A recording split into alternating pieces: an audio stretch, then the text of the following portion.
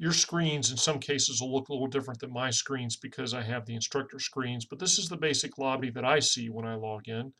And so I'm simply going to go to Team A's decisions and reports. It's going to take me a second to resize the screen so I can make it where it's more visible in with my screen capture.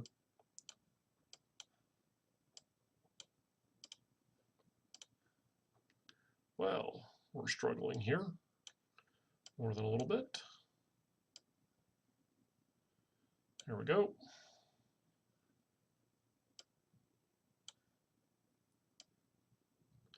Apologize for the delay.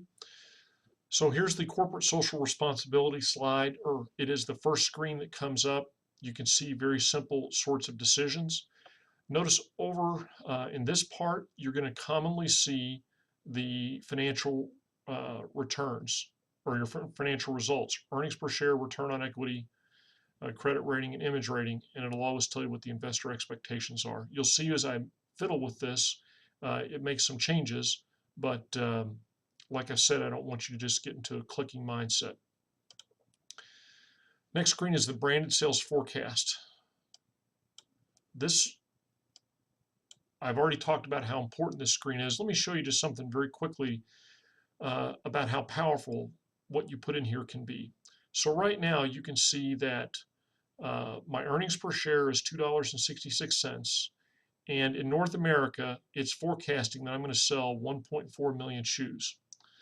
This is what you will commonly get wrong. You won't get what your competitors are going to do.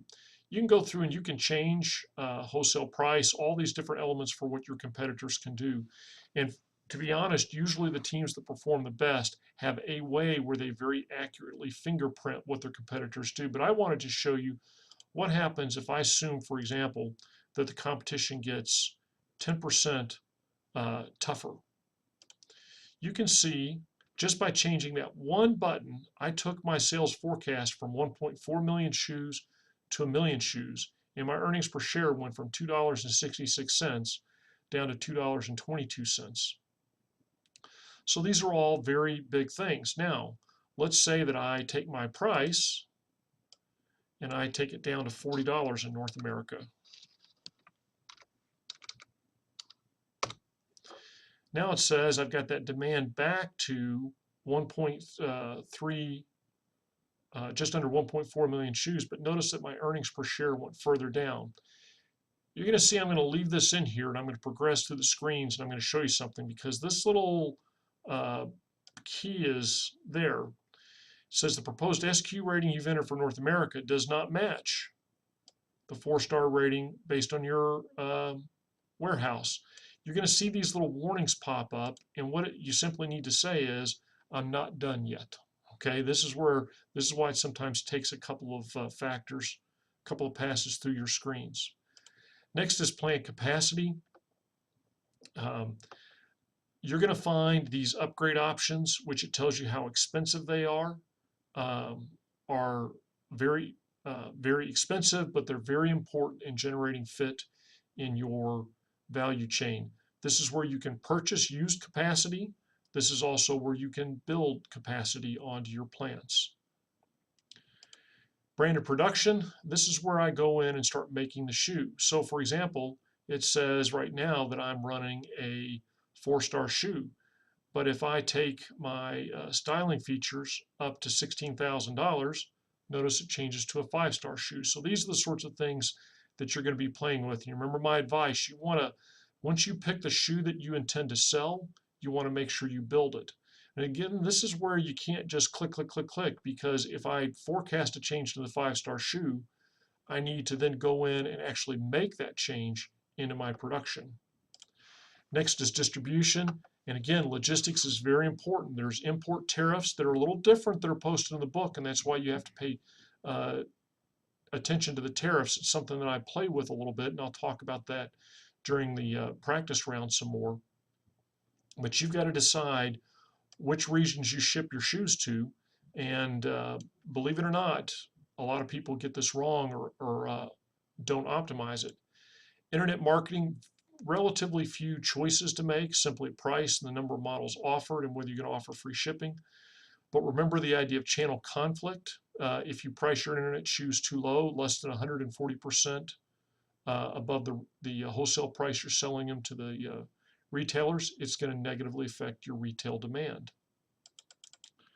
Wholesale marketing, this is where you need to go in and make sure that the changes that you've made on the front screen are all reflected. Notice I changed the price to $40 and it automatically updates this screen. Not all of the screens necessarily will update, so you want to make sure that what you say you're marketing here matches what you did on your branded sales forecast, or your sales forecast is even more of a fairy tale than it's supposed to be. And the reason I say it's a fairy tale is because you never really know what your competitors are going to do. The next screen is celebrity bids. There's a lot of it looks like a simple screen. There is some complexity to it. Celebrities, provided you don't overpay, can be a great asset. Overpay, not so much. Private label shoes. This is where you formulate your bids for the private label market. You build the shoe. You tell it how it's going to be built, regular and overtime, in your various plans. You talk about where you're going to ship them to, and then the price. And the price is very important. I would never bid this kind of price, $35, because wouldn't I be so hacked off if somebody beat my bid because they bid $34.99? So I bid weird prices like $34.77. Something you figure nobody's just going to beat me by a penny because it's kind of an odd price. And then down here is a very powerful tool. Do you assume the bid is accepted or not? Watch what happens over my earnings per share when I assume the bid isn't accepted. Boom, goes way down. So you're going to have to decide whether you're going to check these boxes or not, because you never know whether the bid's going to be accepted. It all depends on the competition. Almost done. And then lastly is the finance and cash flow. A surprisingly small number of entries. Are you repaying, are you taking out loans? Are you doing early repayment of loans? Your dividend, notice that your dividend resets to 0. That can bite you. Are you going to repurchase stock? And are you going to issue stock? And the issue stock is over here to raise money. So that's a quick introduction to the computer screens that you're going to be inputting your decisions and doing your analysis with on BSG. We'll get a whole lot more into this in the practice round. Look forward to seeing you then.